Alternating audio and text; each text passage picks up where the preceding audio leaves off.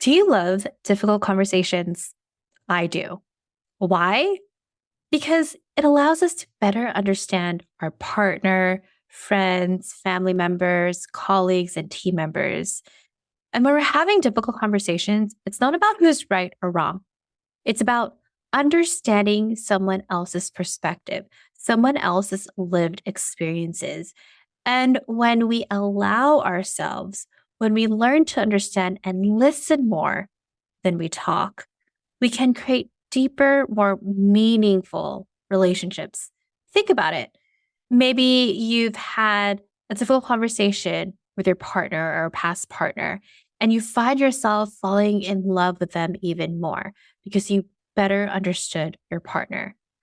And as a business and career coach for women of color and allies, I've worked with more leaders, whether it's C suite executive members, board members, or small business owners, where a key part of their leadership is learning how to communicate and have these conscious conversations. Because when you're able to navigate these difficult waters when it comes to conversations, it actually determines how enriching our relationships are, both personally and professionally. So, you ready to dive deep? Well, I'm with my friends and D&I consultants, Erica Courdae and India Jackson of Pause on the Play. So let's drop the beat. Hey, Legacy Maker. I'm your host and MC, Elaine Lucardis, business and career coach for women of color and allies. And welcome to the Call Your Dreams podcast, where we have conscious conversations to help you create a business or career that is sustainable, abundant, and equitable to the lifestyle you deserve. Because our ancestors sacrificed so much so we could have this life of choice. Now, grab your coffee, tea, and/or boba, and let's call your dreams to create your legacy. Hello, I'm excited. I feel so special to have both of you interview me, but we know that I'm not the star. It's all three of us, so I'm excited for this conversation. It is all of us. I'm so excited for this, and I'm like, thank you for making time and showing up and having just open, spontaneous conversation, because that's how we roll, and I like it. So I feel like it wouldn't even be right to start a conversation to talk about, having difficult conversations in the workplace, to not start by asking you to share, like, what is it that you think makes conversations difficult in the workplace? Well, we are all different, right? As humans, we grew up differently. We have different perspectives, different beliefs, different thoughts. And I'm a first generation immigrant. I'm Filipino and I grew up differently, right, from everyone else. And then going to the workplace, it's a different type of culture from what I grew up to. So when you involve all of that, it's what's hard is learning to understand. Because I think we all grew up as children where like, who's right or wrong? But the reality is it's about learning to understand one another and relearning how to communicate with others. Because I grew up in a household where when you yell, you got heard. And if you don't yell, you don't get heard. But that doesn't work in the workplace. You can't just yell at someone. I mean, you can. You have to understand that there's going to be an outcome that you might not want. You can. Yeah, you'll go to the HR office. That's what's going to happen, It's like, well, good luck with that one. Which is interesting to me is that I feel like my upbringing was the opposite. Like if you yelled, you were in trouble. Did you find it was similar for you, Erica? I got like you were not yelling because who were you raising your voice at? But you understood what it was when people raised their voice at you. You had done something that needed to be directed or needed to be fixed, but it wasn't something that you could do. And I always wonder as an adult how that works within the workplace, from the space of like somebody communicates with me in a very different way than I have the capacity to communicate with them. The boss can yell, but I can't. Right. That kind of thing. Like, do you find that shows up? in that way, Elaine? Because that was definitely something that was programmed for me. Yeah, I mean, it's different for each workplace, right? So I've had many different jobs. So I came from the political world where there was a lot of yelling from political candidates I worked with. I'm like, okay, I guess this is appropriate. I guess this is what you're supposed to do. You just take orders and you listen. And that was a perspective I grew up with growing up in an Asian household. Whatever my dad said, we had to do. And I figured that's what you have to do. So unfortunately, that was a perspective of what being normal is. Like, okay, this is normal, quote unquote. Like, it is normal to yell out. That's what a boss should do. And then as I've had a different experience working, I say it was my dream job working at Pasadena City College Foundation. I had a boss who would ask questions. I wasn't used to it. Like, hey, we're thinking of doing this. What's your feedback? Like, wait, what? You're asking me for feedback? And it would be so funny because I'd be at board meetings with her and she would make faces and I would text her like, you are making a resting bitch face. Fix your face. But that was a wonderful relationship I had with her. But it's understanding the dynamics and also understanding how to give feedback to others, right? I don't think I would have been able to give that feedback to ex-bosses I used to have, but I had a different type of relationship with her. And in the different transitions I've had in my different careers, I mean, I am a business and career coach now, and it's really navigating and how to communicate with others. But I had to learn, oh, if I want to give feedback to someone, I have to ask before. I wasn't used to that because of how I grew up. I'm the oldest. I have two brothers. I was just used to telling them what I thought was wrong, what they need to fix, right? Versus, hey, can I give you feedback? Or can I let you know what I noticed at a meeting? And then giving feedback. That was something I had to relearn to do. So the interesting thing there for me that shows up in India, I'm curious if you agree, is that I think exactly what you're mentioning is what a lot of people now are having some conversations about, which is consent. And what you're mentioning is actually one of the first places that I think I had kind of mentioned to me over the years of where consent was even remotely showing up, particularly in, a difficult conversation. I feel like that was like that first place of like, hey, let me ask before I jump into this, because consent really isn't openly discussed. No, it isn't. And you're preparing the other person prior to giving the feedback, or they might not just have the time to even receive the feedback and being okay if they say, you know, there have been times, like even in my personal, like, hey, even to my own partner, can I give you feedback? Like, oh, I'm working on something. I'm like, okay, when can I talk to you about it again? Talk to me at 5 p.m. after work. Okay, I'll do it then. I'm like, okay, can I give you feedback? Right. So even being open, I think we live in this world, unfortunately, and I call it the Amazon Prime world, that we're expected to reply to every single message or question right away, and giving people agency and choice when they can receive that feedback from you. That's important. One of the key things that you said that stands out to me is being able to receive it. And that openness to receive it can sometimes be based on time. But I've also, on the receiving end, have witnessed when just like maybe you have something else on your mind or you're in a mood or you haven't. I get pretty hangry sometimes. Erica can attest to that. Like, don't feed me. You definitely don't want to give me any feedback when I haven't ate. Well, I know we're joking around about this, but that's actually important, is understanding when is the right timing to give that feedback, right? I find if we see a general sense, like the best time to give feedback is earlier in the morning. So not early like 5 a.m., right? But like if you happen to have a meeting, it's 9 a.m. with the person, like, hey, do you mind if I give you feedback? And the reason why earlier in the morning, it's because they haven't gone through their shitty day yet. Do you know what I mean? Like they're not dealing with the stress of everything. I'm pretty sure Erica, since India gets hangry, and if it's around like 12 p.m., you're not going to give her feedback right now.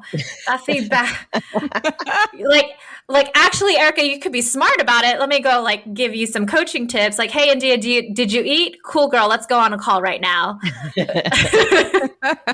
Strangely enough, that's part of our like weekly debriefing that we do with each other of like, where do I need to be held accountable this week? And very often things will come up around remembering to eat. Did you drink enough water? Because that does play a part in whether or not you can communicate in a conduit, not only providing something, but receiving something. And as we also talk about timing, it's also understanding what is the other person's priority or the organization's priority, right? So if you have an event coming up and you notice something, you want to give feedback to the person, it has nothing to do with the event, it might just be something else, then wait until the event is over, right?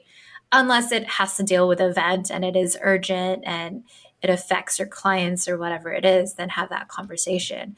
So it's learning when to prioritize having that conversation. And the importance of having, I don't call it difficult conversations, I call it conscious conversations. But when we have these conscious conversations with an individual, it actually deepens the relationship. I kind of give the comparison of having that conscious conversation with your romantic partner, right? You fall in love with them even more when you're having these open conversations of understanding. Like I deepen my relationship with my partner each time we have a conversation, like, oh, wow, I did not realize that about you. Or he would say the same thing to me. Like that really made me empathize because I didn't realize you grew up that way. So the interesting thing about what you mentioned is and I'm hearing this consistently, it's also understanding that people are unique and there is not any one way to do this. And so kind of picking up on some of that nuance is important. And when you use the example of if there's an event, unless it is something that is tied to something that is time sensitive or, absolutely pertinent to being able to carry out that outcome, you can wait and carry it out at a different time.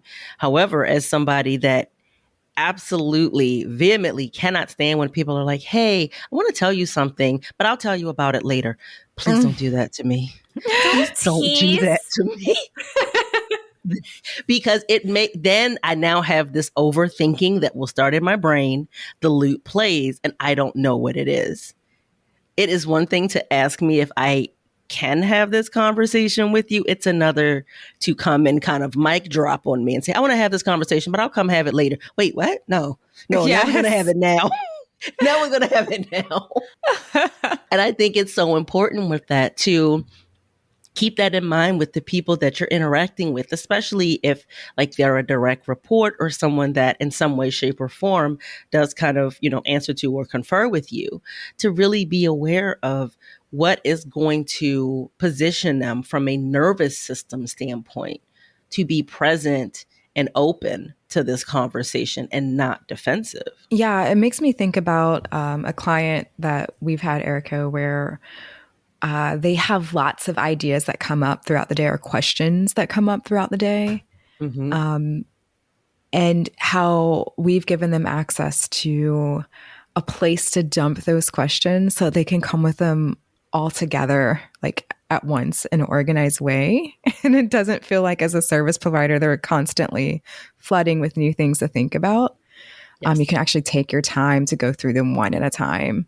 And I'm just wondering, because that allows them to get those ideas out of their head, mm-hmm. and also allows, as a service provider, for us to be able to address them in a way that's going to be the most helpful. I'm wondering if there are any other little things like that that have shown up for you and what you've witnessed and being able to like prepare for difficult conversations. Yeah. Well, I want to share the importance of asking for consent, right, in the beginning. Because let's be honest, we all get triggered when someone tells us something, right? And we may create statements in our thoughts because of how we grew up. Like, oh no, what the fuck is wrong with me? Why did I make a mistake? Or perfectionism comes up. So that's why it's important to ask for consent. It's to prepare the person so that they may not get triggered from whatever they have dealt or healed with in the past. And it's the way you phrase it, right? Like I want to give you feedback because of something I noticed when I stated this, or I want to give you feedback because I know this is a project that we're working on. Like reminding them what the bigger goal is, why you are giving the feedback, and then share the feedback with them. Like I noticed that I'll just kind of like share a story because I think stories really help. But I was working with an older woman. I'm 34, she's 60, and I share the age because it will make sense when I share the story. But whenever I did something great, she would give me feedback like, oh, good girl. And I was like, why does this feel so weird? Why is she telling me good girl? And then I told my boss, but then I realized it wasn't her responsibility to give feedback to the person. So, um, we had like a group meeting after. Another tip, do not give feedback if it's something personal like that in a group setting. So I waited until everybody left, and let's call this person's name is Kim.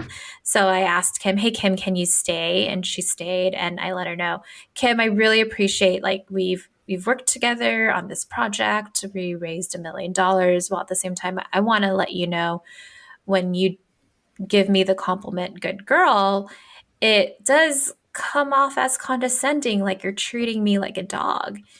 So if you notice how I gave her that feedback, I shared with her how much I appreciated working with her, and I wanted to give her that feedback of how it made me feel uncomfortable. While at the same time, I also want to share I was completely unattached to how she was going to respond. What was very important for me was giving her the feedback because I've been feeling very uncomfortable, and I needed to honor that. What was fascinating is her response was, oh my gosh, Elaine, I've always shared that compliment with other younger women that have done a great job by saying good girl, and no one's given me this feedback. And that was such a great response for me to hear, because I realized, wow, this woman is in her 60s. And at the time I was, I think, 27. So she's been in the workforce for 4 decades?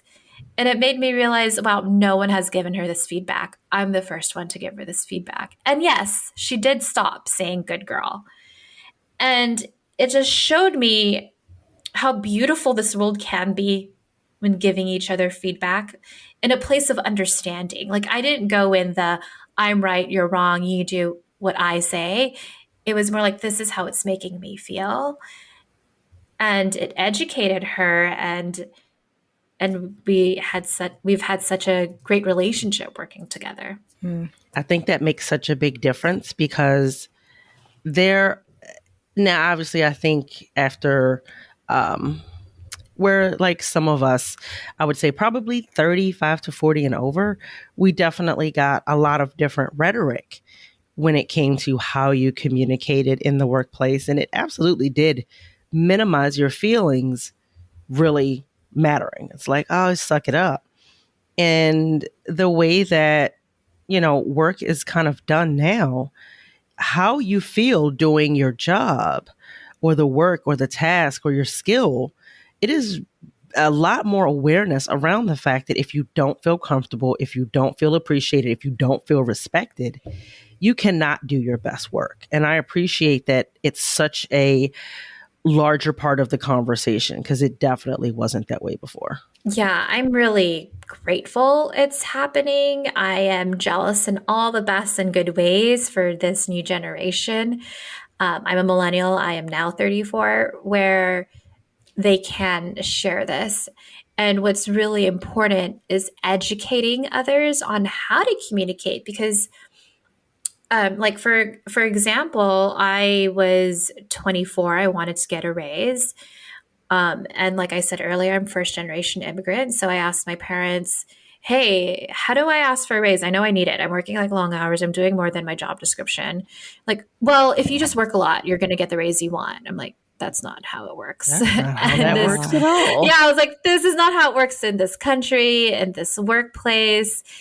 And I hired my first career coach. I mean, it's funny because I'm a business and career coach now, but I hired my first career coach because I needed someone to teach me how to communicate. And while working with her, it wasn't just asking for the raise. I eventually did. I went from 60,000 to 72K.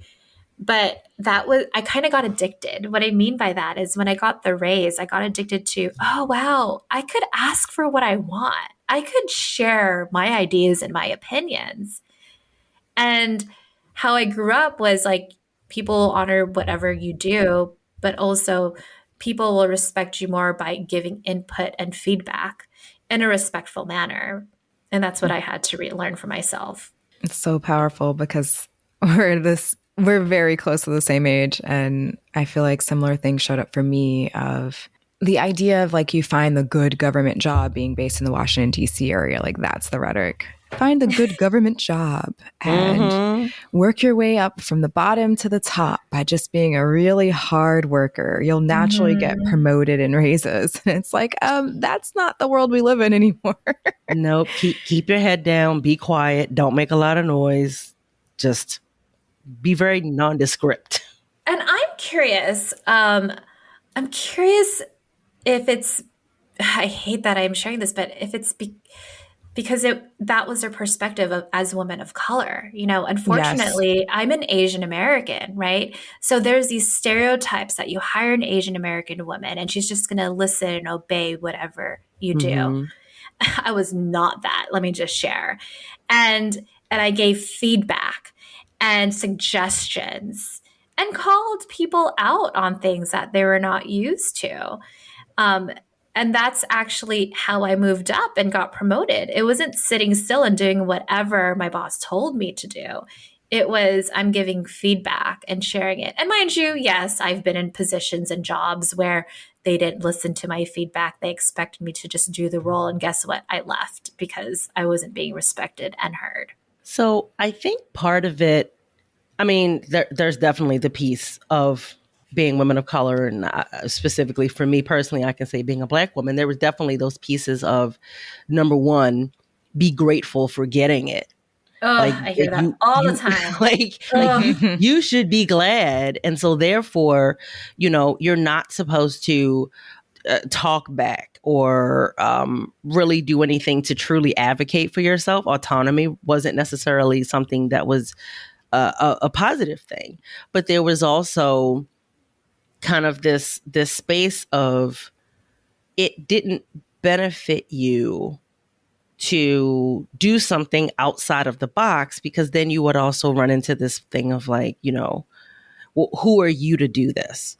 Because other people didn't do that, and then it would make you stand out, and then there would be almost this thing that unfortunately, a number of people that I know that happen to either be Black or Black women have experienced, specifically from conversations I've had of like, oh, you think you're too good to. And so there's this place of like, am I not supposed to think highly of myself? And I'm not sure what you expect from me.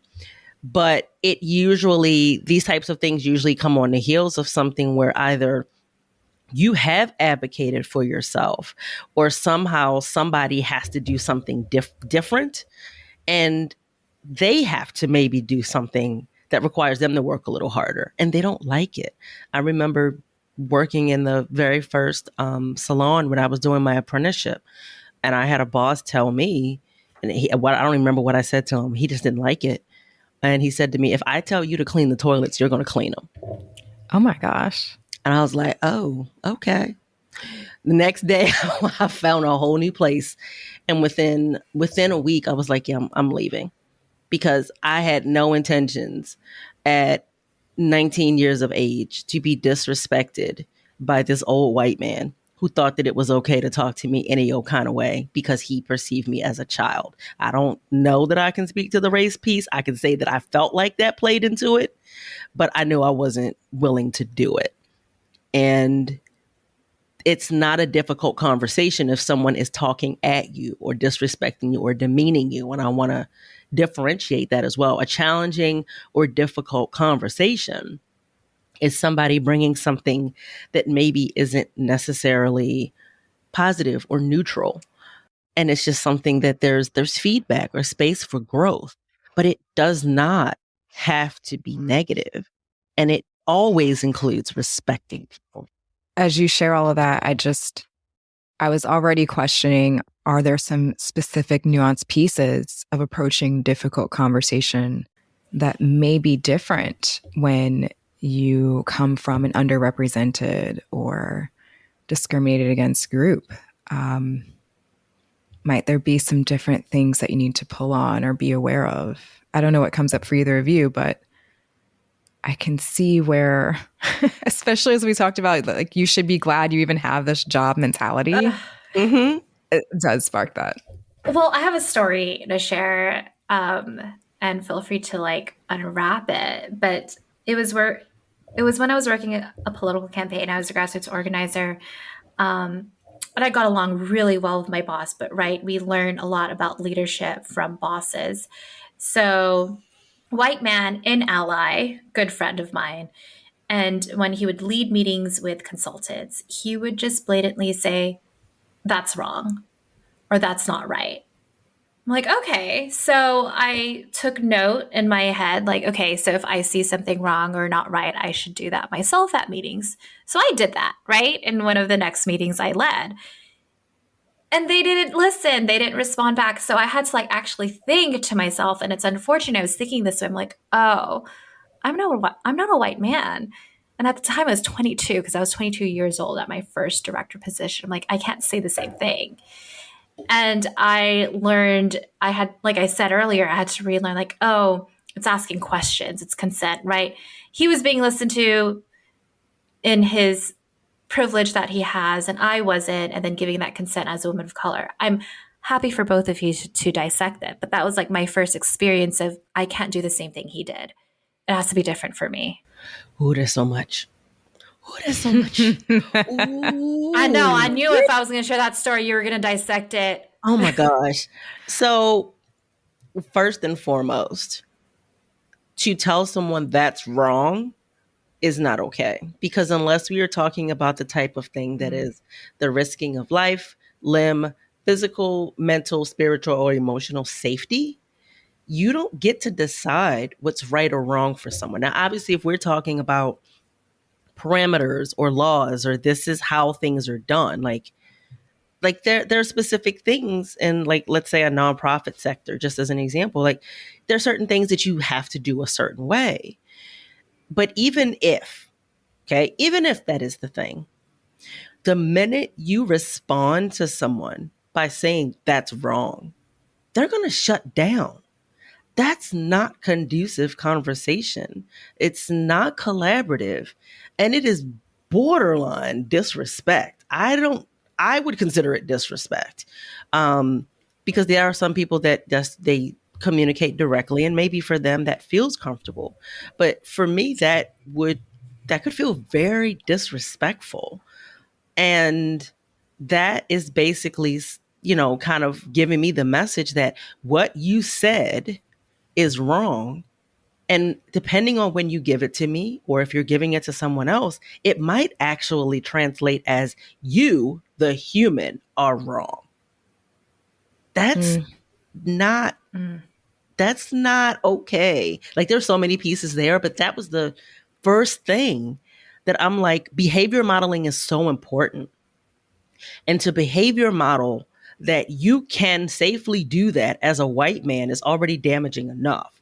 But then to model that, and someone that doesn't identify in the same way now is given the message that this is how we do this, you're inviting conflict and miscommunication. Yeah, I mean, the first thing that showed up for me is that the word curiosity. And I personally feel like sometimes it is us marginalized and underrepresented folk that have to bear the burden of being curious. But that curiosity actually is where the conversation happens, is where the openness, the sharing, the understanding why this thing that maybe you may view as something that is a softer version of wrong was actually right for someone else, but you miss that entire opportunity when you just go in of this is right and this is wrong. And I'll say the other thing that showed up for me is just wondering if in general, that plays out into the consent piece as well, right? So when we seek the consent, when we establish a good time, a good place, a good situation to have this conversation, might the other person be more open, more receptive, more curious? I also have to address the fact that part of the problem here, while there may have been other people in a leadership role that you may have also had access to or that were also behavior modeling, I also want to acknowledge that your role model was not representative of how you showed up. Your role model was a white man. This person did not identify with you at any of the intersections that makes you who you are. And not having that is also a part of not only what can challenge our ability to figure out what is our particular way of communicating, but it also doesn't give you an opportunity to talk with someone or to communicate with someone about what have they learned or experienced that got them to this point. And maybe everything that they learned maybe isn't for you, but having that opportunity to be able to discuss that with somebody that identifies, at least in some way, shape, or form, similarly to you, I think does make a difference. And I will share, it's fascinating because I work with women of color. I'm a business and career coach for women of color. And one of the first things they tell me is it's so nice to see someone who looks like me. And when I give them tips on how they could communicate with their boss or with their colleague, if they have the business with their team member, like, oh, I didn't realize I could communicate that way. It's because we weren't modeled, we weren't shown that way, right? Whether it is having an older white man as a boss, or we just live in a traditional household where we listen to our father, it's relearning. And I just think about, wow, how much better this world can be, not just professionally, but personally, if we just learned how to communicate, ask for consent, and ask curious questions, because it is asking questions, right? The intention when having these conscious conversations, these difficult conversations, like I said earlier, is not about who's right or wrong. It's like, okay, how can we come to a place of understanding one another? Mm-hmm. I think there's this place of challenging conversations, uncomfortable conversations, conversations that you just might not want to have, but that need to be had. Mm-hmm. I think part of the reason that they feel that way is because of the fact that openly communicative conversation has not been normalized as much as it really can be. And I was about to say should be, and the word should always makes me feel a certain way. So, but there's not enough normalizing of it. And so therefore it feels uncomfortable or challenging because it feels like the thing that you really shouldn't do, the thing that you're not supposed to do, the thing that you don't want to have to do, as opposed to making it so that it's just a part of communicating. It's just another conversation. Well, I think often we get there because it's not being normalized. We're not getting a lot of examples of what this is to even begin to replicate and model for ourselves. And instead, oftentimes what we're witnessing is an exertion of power. I'm the leader. I'm the parent. I'm the whatever. So I'm going to exert my power by putting my perspective on everything and not really being open to discussion of what yours is, or that maybe there's room for me to expand mine. And so I just, as I take in this conversation and also take part of it, I think that part of what we're calling people to do in the consent piece and the openness and curiosity is going to serve their own conversations, but it also might inspire other people to have conversations differently too. And if we think about the bigger picture, right, it's how can I deepen this relationship? How can I be a better human? What my old boss, still a mentor to me when I worked at Pasadena City College Foundation, shared with me is the moment someone stops giving you feedback is the moment they have given up on you. Yes. And we are not perfect by any means. We are human. We make mistakes. We have our own traumas, our own triggers, right? And I always take it as a compliment when someone is willing to have that difficult conversation with me and for me to receive it. I've gone through my own trauma where also when you're at the receiving end and you realize it's probably a lot to take, even letting the person know, like, hey, I need time to process this. Like, thank you for sharing. Let me get back to you. Like, you don't need to necessarily respond right away, even taking the time to process it. And unfortunately, we live in a world of social media where we see people with different beliefs, and it's like, this is how I believe. No, you're right. No, you're wrong. Like, that's what we see. But remembering how these difficult conversations do deepen us as an individuals, as a society. I think the pandemic has been a gift. And yes, COVID is real. People have died. We're still going on through a pandemic. But what I mean by the pandemic has been a gift is that what I've seen, what we've all seen, is we as individuals have had deeper, difficult conversations with ourselves, right? That's why there's the great resignation. That's why there's millions of businesses opening up each year since 2020. So we're really questioning, having that deep conversations within ourselves. That's why divorce rates are up, having deep conversations with our relation, with like our partners. And even the deep conversations that are happening in this nation, in this culture, in society, where it's questioning a lot of things. And even though it's so uncomfortable, I just see this as like a beautiful point in today's society. Like, wow, there's like big changes happening in all levels, individually, collectively, and as a society and nation. So the interesting thing is I'm kind of listening to you, and this is where I'm like, I am going to be so excited to kind of witness how this gets played out in the article for this episode, because there's so much passion in your voice. I'm like, I need that to be translated. And it also, it does make it very clear that there is that, true passion that you have about supporting people communicating differently around things that are, not necessarily the easiest things to talk about or not as normalized as of right now. And I'm curious if you can pinpoint anything that really made this something that you do have this passion for supporting people and being better about it. I don't know if there's a pinpoint. I think there's just multiple experiences I've had in my life, right? Like I shared earlier where, oh wow, I was able to have this difficult conversation and I got my $12,000 raise. Or wow, I gave feedback to this nonprofit that they should consider having a woman of color board member and they're listening. Or wow, even now being a business and career coach, we're like, I just helped this client realize that she was going through so much as a woman of color. And unfortunately, the experiences she had, she's not the only one because she felt so alone. So now she's transitioning to a different industry, making more money.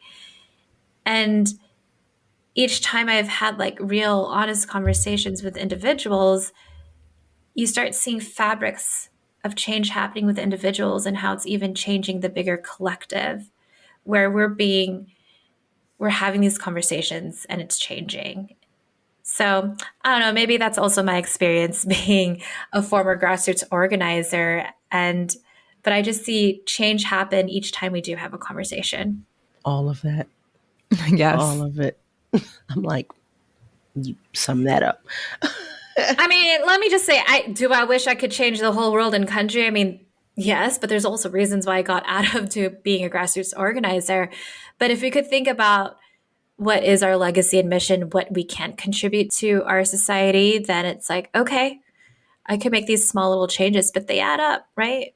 Facts. I do think that that's an important piece right there of just that whole understanding that it doesn't always have to be a large thing, that every choice that you make adds up to make a big change. Yeah. And I feel like we can't have this conversation about the workplace piece. And I know we've touched a little bit on personal as well, but without me asking you, like, are there any nuanced differences or things that you feel like come up when you're having these conscious conversations. I like that phrase. I'm going to be borrowing it, Elaine. Yeah, use it. Outside of the workplace and into our personal lives. Like one of the things that always comes up for me every year in my life is recognizing that the holidays are when the personal conversations tend to start happening a lot. Why are you taking time off to celebrate this holiday? Why or why not? You know, what are your boundaries around gifts? Who are you spending time with? Digging back into family that maybe you don't even have a relationship with. And I'm sure that I am not the only one. So I just wonder if there are any differences there. You know what? It's pretty much the same, but I will say, I don't know if both of you find it easier, but I think, like I said, the pandemic was a gift. So I feel like it actually gave me excuse to not continue seeing people that I don't want to see. You know, I'm like, I haven't talked to you in 2 years, so we don't need to start now. Right. I mean, I'll be honest, like, oh, thank God, like I can focus on the people that I actually truly love. And what's beautiful is even seeing it, like I said, I am in my 30s, so it's people couldn't get married for like a year or 2 years, right? They're all getting married, and even seeing how it's not big ass weddings, it's small, intimate weddings. You know, there's even weddings where I'm like, oh, I wasn't invited to that, but like, you know what? I'm going to respect it, right? It's just, I haven't talked to the person in 3 years or 5 years. Why am I going to be upset that I'm not going to it? So I think just being in this pandemic, it's been a gift to not see people we don't like, but also, you know, I'm mindful family is a different type of dynamic as well. So if there are certain conversations about certain political X figures, if you know what I mean, I know I can't change someone's beliefs or thoughts. So if I need to remove myself from the conversation or walk away, I'll do it, right? So just even honoring that.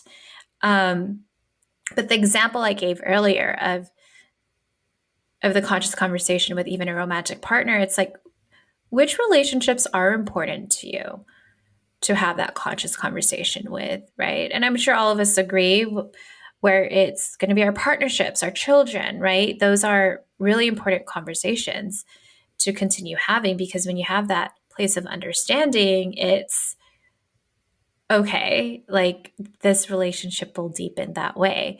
And also allow yourself to honor when you are with someone where they say things that will trigger, where you could step out. You don't need to have that conscious conversation with them. You don't need to try to fix every single person. Pick and choose, and who you pick and choose, that's up to you. Thank you. Thank you so much for breaking that down. I have a feeling that people may be putting this back on rewind, remix. Remix At certain times of the year, at certain points in life and decision making as well. Agreed. So as we start to wind down, before we go, I would love to know now you may have already shared it, so feel free to say, I already gave it to you. But is there one action that you would like for the people to take after they listen into this conversation? Something that they can go do that would be a part of them creating change? Ooh, that's so good. You know what? Think about, because I'm all about creating legacies, like what is your bigger legacy you want to create? And with that, like what is one action you can do? So for example, my biggest legacy I want to create is making sure women of color create a sustainable and equitable future in their career and business with their life. And another thing, I know you said one action, but also another thing I want folks to reflect on is reflecting back on all the generations before us, where they may not have had a voice and they weren't born in the generation we're at. I mean, I know we still have so much work to do, right? But I acknowledge how privileged I am to be born at the time I am, to be in this generation where I can speak the way I can speak.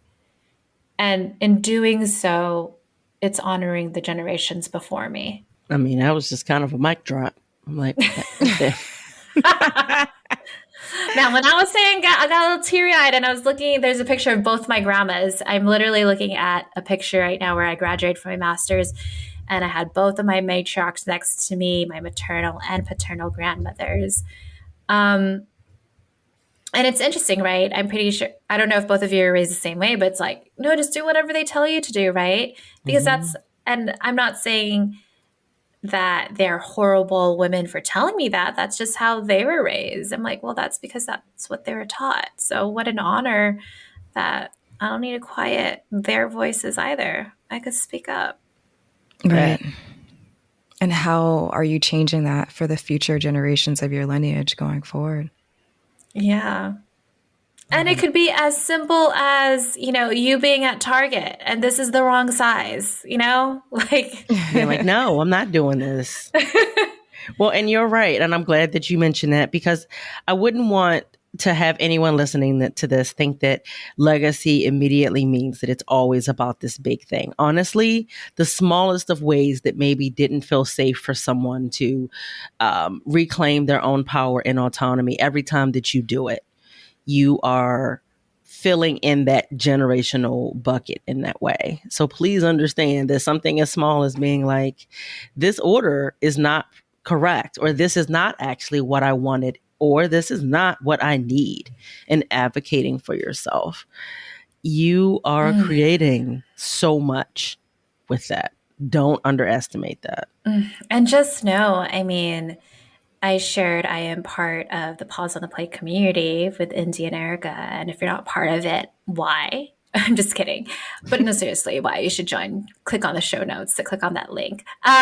So, our body just knows. There's an amazing book called The Body Keeps Score. And I was feeling uncomfortable being in a specific container and statements that were being stated. I'm like, oh, no, let me just not pay attention to it. And then I finally really paid attention to yeah, this is not aligned to my values. And then I gave the feedback, but what was very important was being completely unattached. And sure, there is a contract. And I was just like, you know what, I'm not going to show up to the calls. I don't feel safe. And that is my decision. And honoring that for myself. And if you have that inkling, there's a reason why you have that, and to explore that with curiosity. Go ahead, Erica. You were going to share something. No, I was going to say, if you can't make those choices for yourself, then you're allowing somebody else to make it. That's not the goal. So, Yeah, I just want to thank you for sharing that, both here on the podcast today, but also, exploring what was happening and how it felt in your body with us within the community as well. That requires a certain amount of vulnerability and emotional investment, both in yourself and in the safety of the others in our space to do that. Well, and I think it's important to share because we're in the quote unquote online space. And as both of you know, there's a lot of service providers, and it is important to integrate safe spaces. And when that's not happening, that could be very damaging to a client. And I have been on that unfortunate other end of it, which is why I've done my own trauma-informed certification. I did it with Adria Moses. And also just being mindful and learning and growing from it. Because like I said, I'm human, I make mistakes. And I think hopefully we do see a shift in this online space where people are more mindful, right? Unfortunately, it's the marketing of do this, right? Here's the template. You should do this. You're doing it wrong, as opposed to really asking and providing agency to your client. Have you considered doing this? Or what feels right to you?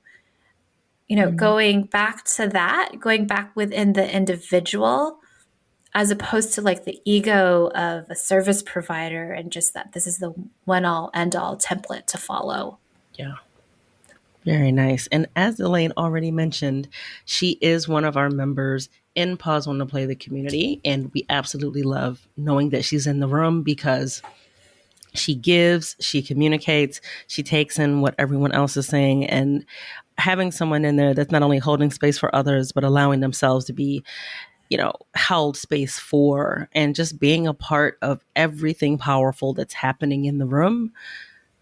That's exactly the type of people that we want in the room. So for being one of our members, for being our guest today, and for being an all-around amazing person and sharing that wisdom with us, we thank you, Elaine. Thank you. Oh, well, I just want to say thank you to both of you, not only for having me as a guest. I was honored and spoiled. I got to meet both Erica and India in person. I know, be jealous.